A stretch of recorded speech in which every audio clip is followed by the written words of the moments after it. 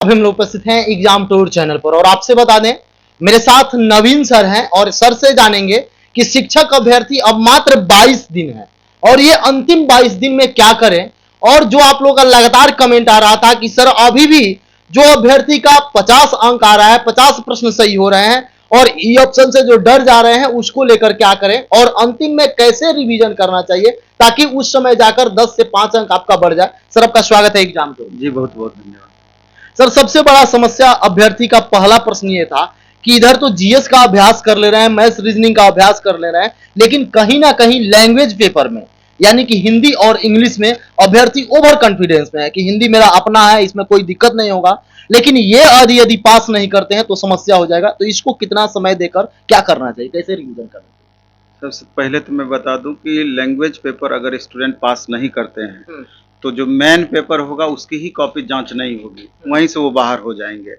और जिस तरीके से चेयरमैन सर का भी शुरू में ही स्टेटमेंट आया था कि हिंदी को बहुत इजी वे में लेकर नहीं चलना है, सतही ज्ञान से काम नहीं चलेगा, हिंदी को हम निश्चित रूप से ऊपर करेंगे उसके लेवल को, और इंग्लिश का बनस्पत हम कम करेंगे। चूंकि हमारा मदर टंग हिंदी है, शुरू से हिंदी से यूज टू रहे हैं हम, तो इस लेकर के स्टूडेंट कंफर्ट फील करते हैं कि हिंदी में हमको बहुत परेशानी नहीं होगी।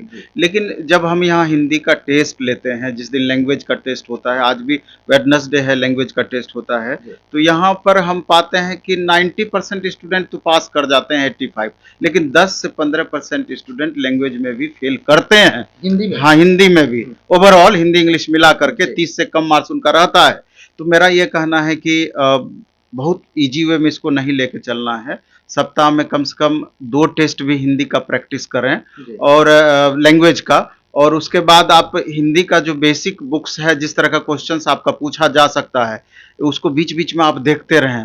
ऐसा नहीं है कि आप छोड़ देंगे तो 100% पास कर ही जाएंगे। अगर थोड़ा सा लेवल अगर आपका बढ़ा दिया, और इंग्लिश में तो पहले से आपके साथ दिक्कत है, तो आपके साथ निश्चित रूप से परेशानी हो सकती है। इसलिए बहुत कंफर्ट हिंदी को लेकर के नहीं रहना है। सर अब जो समय है, अब समय नहीं है कि 10 घंटा क्लास करें, या अब जितना मेहनत करना होगा, यदि बच्चे मेहनत करते हैं तो रिजल्ट के करीब होंगे, यदि इस समय मेहनत नहीं करते हैं तो रिजल्ट से बाहर हो सकते हैं। अभी जो ये 20 दिन का सर समय होता है, इस समय अभ्यर्थी को किन किन बातों को ध्यान देकर रिवीजन करना चाहिए?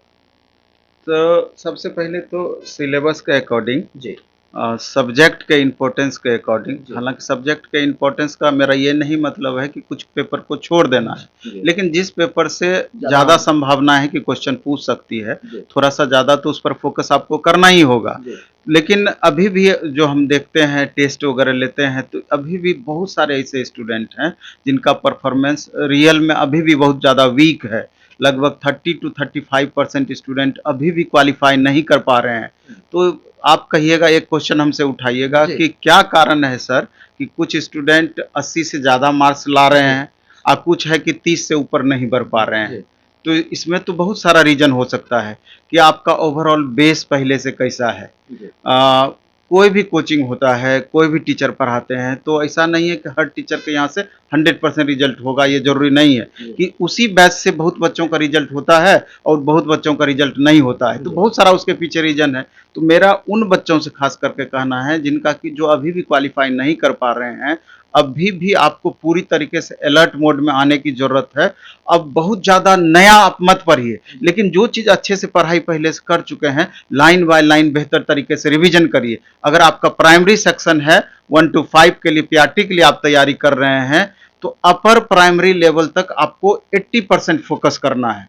20% ही अप टू 10th लेवल आपको बढ़ने का कोशिश करना है, और अपर प्राइमरी लेवल में खास करके 6 to 8 क्लास का आपको अधिक से अधिक एससीईआरटी बुक को लाइन बाय लाइन पूरी तरीके से देख जाना है। और इसके लिए अगर आपको एक्स्ट्रा मटेरियल की जरूरत होगी, तो अभी हम पिछले सैटरडे संडे को महामैराथन एक चलाए थे, 8 घंटा खाली साइंस और इन्वायरमेंट का स्पेशल दिए। उसके बाद ज्योग्राफी का हमारा 4 से 5 घंटा का क्लास चला, हिस्ट्री का क्लास चला, और इस शनिवार रविवार को भी चलेगा। उसमें एक्चुअली हम करते क्या है कि जितना 6 to 8 क्लास का हिस्ट्री है, मान लीजिए एससीईआरटी का, तो टोटल उसके क्वेश्चन को हम एक जगह कलेक्ट कर लिए, फिल इन द ब्लैंक्स को एक जगह कलेक्ट कर लिए और मैच कराने वाला एक जगह कलेक्ट कर लिए, और हमको पूरा भरोसा है कि 80% क्वेश्चन उसी से आपका रहना है। तो प्लेटफॉर्म बाय नवीन कुमार सिंह टेलीग्राम चैनल पर भी वो नोट्स हम उपलब्ध कराए हैं, तो आप उसको ले करके प्रिंट आउट निकाल लें और लाइन बाय लाइन उसको एक बार देख जाएं।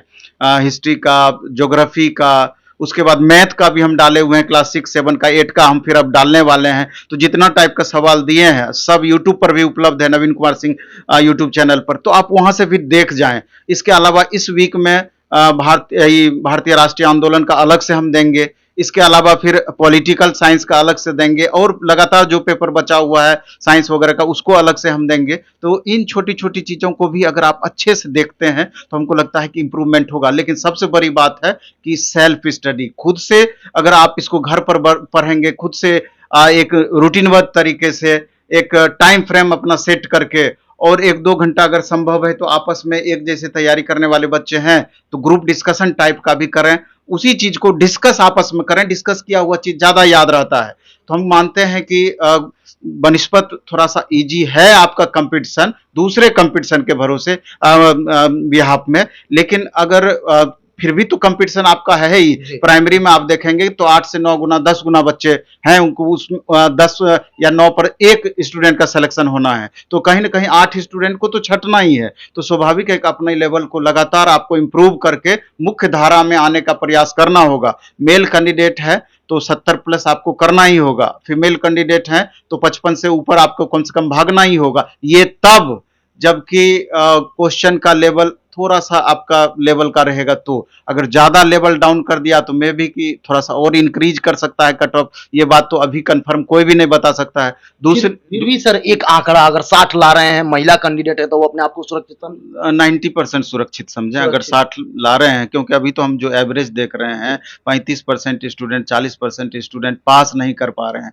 तो ऐसी परिस्थिति में 60 तो मायने रखती है। तो इसलिए करके महिला पुरुष कैंडिडेट के लिए तो 75 से ऊपर भागना होगा, क्योंकि 2-4-5 नंबर गैप आम है, ऊपर नीचे कट ऑफ जाना। इसलिए करके अगर पूरी तरीके से खुद को सुरक्षित रखना चाहते हैं तो 70 से जितना ऊपर भागेंगे उतना ही संभावनाएं ज्यादा प्रबल होगी, 70 से जितना नीचे जाएंगे तो उतनी ही संभावनाएं छीन होती चली जाएगी। ये अलग बात है कि कैटेगरी बाय कैटेगरी थोड़ा सा वेरी करेगा ये चीज अलग अलग कैटेगरी का, लेकिन अपने को सुरक्षित रखने के लिए आपको 70 से जितना ऊपर भागेंगे उतना आपके हित में चला जाएगा। जो बाहरी अभ्यर्थी हैं, जो आपको बाहरी अभ्यर्थी देख रहे हैं, बिहार से बाहर हैं, उनको कितना लाना होगा? नहीं, उनके लिए भी तो ये बात, अगर मान लीजिए कि अगर जनरल कैटेगरी से बिलोंग करते हैं, फिर बाहरी अभ्यर्थी भी उसी पर फाइट कर रहे हैं, तो बाहरी अभ्यर्थी को 80 प्लस एनी हाउ करना होगा या उससे भी आपको ऊपर भागना होगा। वो डिपेंड करेगा क्वेश्चन के लेवल पर। सर रीजनिंग और मैथ 1 to 5 के लिए कितना निर्णायक होगा सर? मेरे ख्याल से तो लगभग 35 क्वेश्चन ये दोनों मिला करके एवरेज रहेगा, 2-4-5 क्वेश्चन ऊपर नीचे जा सकता है। और हम आपको बता देना चाहते हैं कि रीजनिंग मैथ ऐसा पेपर है कि अगर आपका कंसेप्ट क्लियर है 100% आप स्कोर कर सकते हैं, 35 में 35 मार्क्स ला सकते हैं, लेकिन दावा नहीं ठोक सकते हैं कि जीएस में हम उतना मार्क्स ले ही आएंगे। इसलिए रीजनिंग मैथ का जितना अधिक से अधिक प्रैक्टिस करें, क्लास 6, 7, 8 का आप मैथ अच्छे से देख जाएं। और रीजनिंग बहुत टफ नहीं पूछेगा, मैथमेटिकल रीजनिंग है या रीजनिंग के जितने भी टाइप हैं एक बार 2 बार अच्छे से आप देख लेंगे। नवोदय विद्यालय वगैरह में जैसा रीजनिंग पूछता है ना, उससे ज्यादा हमको नहीं लगता है कि लेवल रखेगा। तो उस टाइप के रीजनिंग को आप अधिक से अधिक देखें, आपका स्कोर मैक्सिमम होगा। सर एक महा मैराथन चल रहा है और महा रिवीजन अगर अभ्यर्थी करते हैं, महा मैराथन कर लें और फिर अपने रूम पर महा रिवीजन कर लें, तो क्या ये रिजल्ट की तरफ बढ़ जाएगा कदम? निश्चित रूप से स्टूडेंट को अब कम से कम 5 से 6 घंटा टाइम खुद के लिए रखना चाहिए। 5 से 6 कितना भी आप क्लास दूसरे जगह करते हैं, कितना भी आप यूट्यूब पे देखते हैं, लेकिन 5 से 6 घंटा अपने लिए सुरक्षित आपको रखना ही होगा कि लाइन बाय लाइन रूम में पैक होकर के अच्छे से आप रिविजन कर पाएं। उससे कम समय अगर सेल्फ आप देते हैं क्लास के अलावे, तो मेरे ख्याल से आपके लिए महंगा सौदा हो सकता है। जो शिक्षक अभ्यर्थी आपको देख रहे हैं, अंतिम 22 दिन के लिए आपका क्या संदेश होगा उन अभ्यर्थियों को? मेरा तो ये कहना होगा कि जो भी कम से कम 10 तारीख तक जो भी करना है आप इधर कर लीजिए। मैक्सिमम क्लास वगैरह या जो भी अटेंड करते हैं, जैसे पढ़ाई करते हैं। लेकिन 10 तारीख के बाद लगभग 12-14 दिन के लिए एकदम रूम बंद करके आप पैक हो जाएँ।